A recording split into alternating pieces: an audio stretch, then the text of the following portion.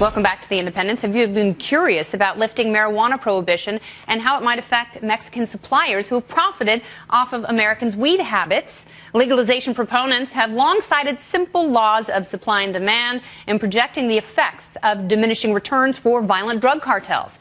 Marijuana is only freshly legal in Colorado and Washington state, but could the shift in supply already be taking its toll? Let's talk to Ron Paul. He's a former congressman and host of the Ron Paul channel. Welcome back, Dr. Paul. Thank you. Nice to be with you. Very good. So we're hearing some grumbling south of the border. Is it too soon to know if altering prohibition is having an effect in Mexico? I think it probably is a little bit early because, the change in the laws, you never know what the unintended consequences will be, especially if there's a lot of high taxes placed on it. And that's how they started regulating marijuana in 1937, was put a high tax on it, and it became prohibition. So it depends on what they do. And this argument, well, this is great, and I do think it's great that there's nullification of so many of these laws, and the feds are inept at, pursuing this. But, I just think that we're so much better off, without these laws, and it's going to be much better. But the argument that we want to do it because the states can put taxes on it, that doesn't have much appeal to me. Of course, it's still better than the prohibition. I mean, we have prohibition. We got rid of prohibition of alcohol, and they do tax alcohol. So it's not the end of the world, but it still is a burden. Of course, if you had a libertarian society, you wouldn't be legalizing something just so you could tax it. So that's not a very appealing argument for me. Dr. Paul, you have long followed foreign policy in this country. Can you talk a little bit about the way that the drug war has warped or shaped foreign policy in your view?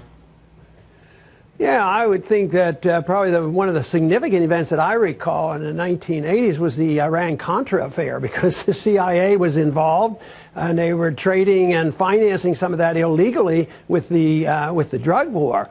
But, all you have to do is look at the chaos in Afghanistan. That's involved with drugs, too. And sometimes we were over there wanting to stop, the use of drugs and have this prohibition. At the same time, we were allies with some of the same people that were making money off it. So I think I don't think that's the major issue in foreign policy, but it certainly plays a significant role. You were one of the first GOP candidates I've ever seen at a Republican debate to talk openly about legalizing heroin, which is one of my favorite moments in modern American political history. When are any Republicans, particularly any whose name rhyme with, Grand Fall, going to get out in front of legalization in the same way that people like Jared Polis and Beto O'Rourke are doing on the Democratic side? Well, I don't know the answer to that. I know it's difficult. It isn't so much that the individuals I talked to and worked with in Washington didn't have sympathetic. I mean, they weren't behind the scenes. They weren't, yelling and screaming at me for destroying the world because I had this position on drugs. But they still perceive that it's a risky political position to take. And I thought that one of the types of achievements I had was running in a southern district, a Bible Belt district, and promoted getting rid of the drug war, and never hurting me having run against Democrats and Republicans that use that as the big issue. When I was trying to come back into the Congress in 1996, I mean, that was the very big issue.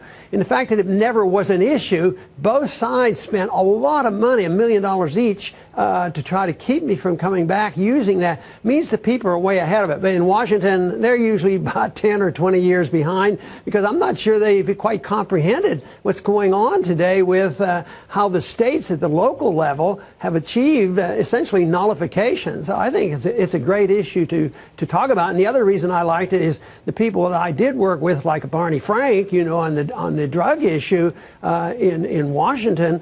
It brings progressives together. It's a good issue for libertarians, where they can talk to liberals and they can talk to constitutionalists. And we're making progress, but the average conservative Republican, it's a little bit too risky even now, and there are people inside the government who are certainly not interested in ending the war on drugs. I saw one categorization of the DEA that they don't want to lose their budget and their toys, and they've got a very curious relationship with the Sinaloa cartel, specifically in Mexico. Can you speak to that?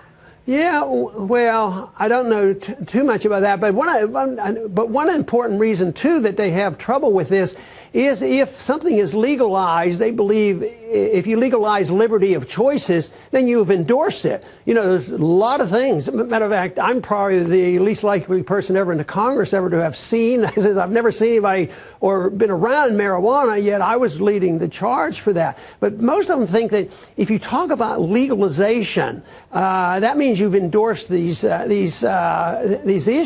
But that's sort of like legalizing freedom of speech, that you endorse everything that goes out under freedom of speech. You legalize the choice in religion, that means you endorse religion. But as soon as it comes to habits, well, and the conservatives get all worked up. Sometimes I'm sure that's an excuse. Other times, you know, I hear the argument a whole lot. Well, you know, if I vote for that, that's a bad sign, you know, and I'm endorsing that, which is absolutely not true. All right, Dr. Paul, thank you very much. Welcome. All right, what's wrong with feeding the homeless some hot meals made with love? I think it's great, but I'm not the police department who fined a couple thousands of dollars for helping out some people in need. Stay